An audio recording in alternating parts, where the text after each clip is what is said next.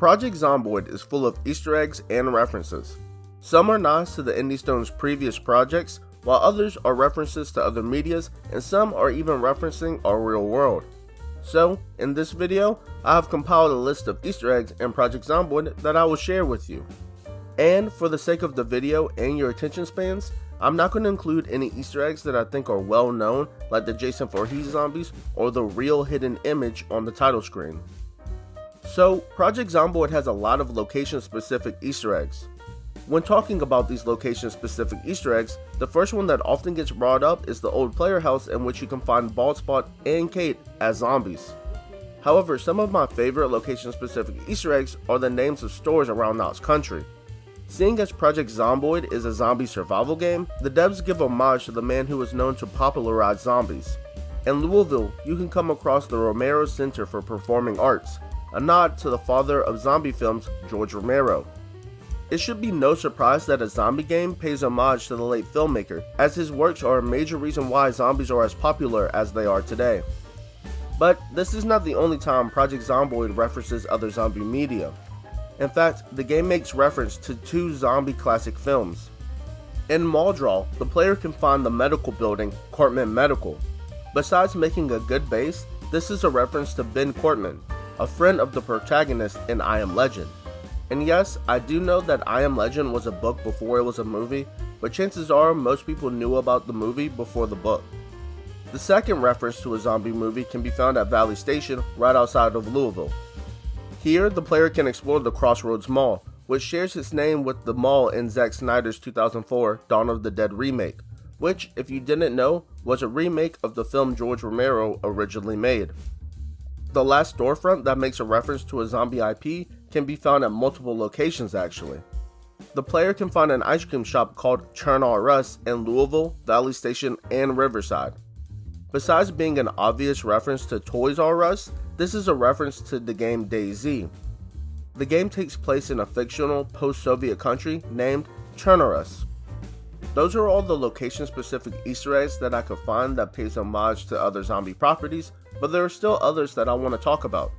For instance, there's an ice cream shop that can be found in Louisville called Ice Ice Tasty, which is an obvious nod to the song by Vanilla Ice, Ice Ice Baby. Additionally, there is a reference to a popular Key and Peele sketch in the game. In Louisville, you can come across a shop named A.A. Ron Hunting Supply. This is a reference to Key and Peele's wildly popular Substitute Teacher sketch.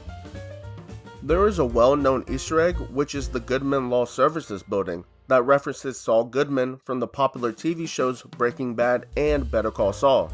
However, there is another law office Easter egg that might be a little less known. Here in Louisville, the player can stumble into Carton and Sidney Law Services. This is referencing Sidney Carton, a character in Charles Dickens's A Tale of Two Cities. Sidney Carton was a lawyer in the book and actually dies in the end, which is what will most likely happen to your character. The last store that I can find that references something is this store called Back to the Nurture, which is a nod to the Back to the Future franchise. Those were all the location-specific Easter eggs, but we still have a couple more in this video. So most people know about the Jason Voorhees zombies that you can encounter, but did you know that there's another zombie-related Easter egg in the game? This can be really difficult to find as it happens at random, like finding the Jason Voorhees zombie. But you might come across a zombie wearing a large backpack. Now, you might be thinking, how does this qualify as an Easter egg? You see, while most players are just happy they found a big backpack, we're more interested in what's in the backpack. While players may hope for supplies like food, tools, and the sort, there is a chance that nothing will spawn in the backpack except for a towel. While this might go over most players' heads, this is a reference to the popular sci-fi book The Hitchhiker's Guide to the Galaxy. In the book, it is said that the towel is about the most massively useful thing an interstellar hitchhiker can have. Even the description for towels read, "Always carry a towel," which is another reference to the book. The last Easter egg I'm going to mention in this video actually cannot be found anywhere in the world, though the player will still feel its effects. When starting a new world and choosing the Sandbox mode, the player can change various aspects of the world like how many zombies there will be, or when the power and the water shut off. Well, one of the settings you can choose to change is the population peak day, which is the day that will have the highest number of zombies in the game. The default day the setting is set to is day 28.